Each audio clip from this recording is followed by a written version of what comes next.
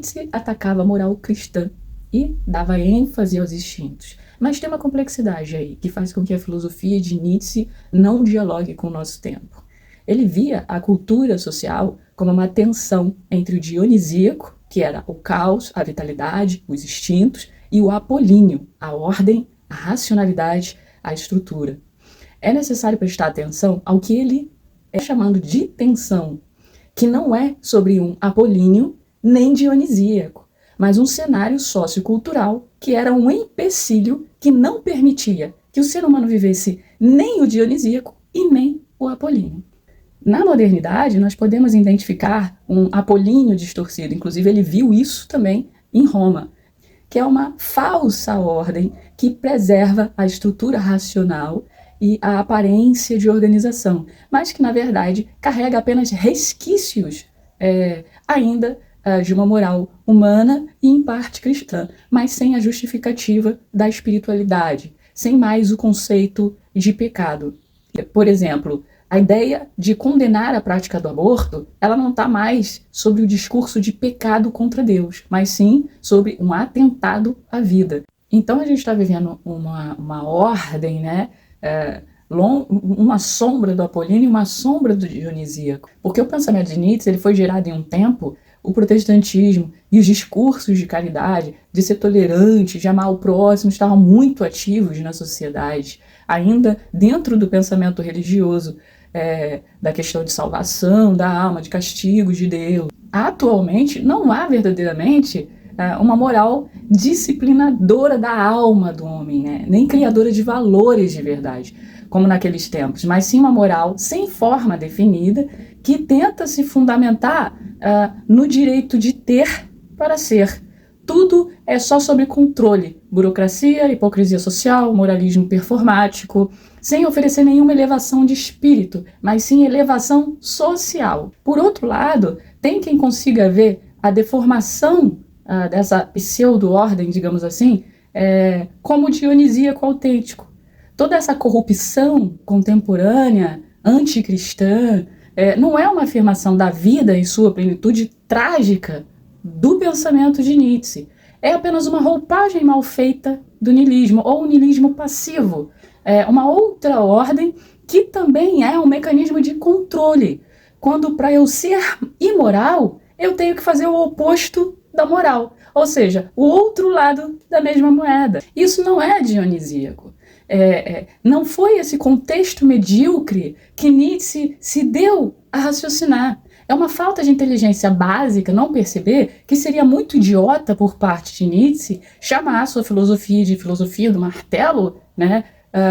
Falando algo que não há necessidade nenhuma de fazer um pensamento para dizer o que está muito óbvio. Que hoje há essa ideia de que o carnaval é dionisíaco. O carnaval é dionisíaco romano, que era uma festa de massa, e que Nietzsche simplesmente não valorizava essa festa de massa. Né? Foi uma deturpação ali do que ele valorizava, que era o trágico do grego, da festa dionisíaca grega, do culto a Dionísio. O verdadeiro espírito dionisíaco, tal como Nietzsche o recupera dos cultos gregos, não é uma simples bagunça, né? Como costumam comparar aí com o carnaval, que é uma festa desregrada sem ordem nenhuma.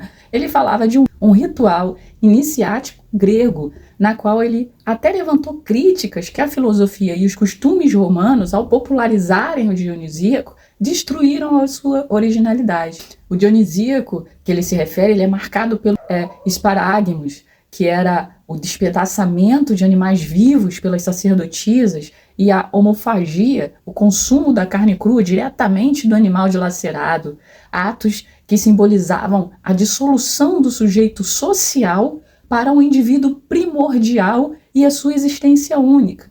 Essas práticas que Nietzsche via um simbolismo, né, do ser humano como ele via a tragédia, a potência da vida humana, da natureza, não estava nas festas das massas, mas no culto restrito aos iniciados, uma experiência de ruptura que só alguns teriam o espírito trágico para experimentar o romper com a ilusão do sujeito social, preso à moralidade e à imoralidade rumo à transcendência. O dionisíaco genuíno de Nietzsche dilacera a vida como ela é para manter sua potência existencial do indivíduo para ele mesmo. Ele não destrói a moral nem a imoralidade. Ele dilacera por necessidades existenciais, diferente dos movimentos que conhecemos, que apenas destrói a moral por medo, por incapacidade de transcendê-la. É uma imoralidade infértil. Mesmo a arte é uma arte sem potência. Então, nada a ver com a moral para além do bem e do mal que Nietzsche trouxe. Não é fácil entender Nietzsche porque ele fala não só poeticamente, como os seus pensamentos atravessam compreensões históricas, principalmente no Dionisíaco e no Apolíneo, que traz mais uma carga utópica das tragédias gregas e cultos mitológicos do que uma filosofia estruturada nos moldes mais óbvios. E a gente deve lembrar que ele via o Dionisíaco junto com o Apolíneo. Por quê? Porque o que era o Dionisíaco? Um ritual, um culto, que traz o quê? Aquela repetição metódica dos rituais, que tem um porquê e para que fazer, a persistência, a disciplina. Então, um dionisíaco puro, sem ordem, como acontecia em Roma no carnaval, para ele não fazia sentido. O dionisíaco está junto com o Apolíneo. O imoralista moderno, que se gaba de quebrar tabus, ainda é um escravo. Ele nega a moral, mas ele não a transcende. Nietzsche não quer destruir a moral, ele quer que ela seja superada por algo mais elevado. A ética do torna-te quem és, diante do que a vida nos lança, em sua beleza terrível, e sem as metas sociais. Sim, a verdadeira alternativa nietzschiana não está nem na ordem apolínea decadente que vivemos, que só reproduz mecanismos vazios, de ser, de ter para ser, e nem na falsa liberação, que é apenas a outra face dessa mesma moeda. Essa falsa liberação que acham que é dionisíaca, que é só uma fuga da moral.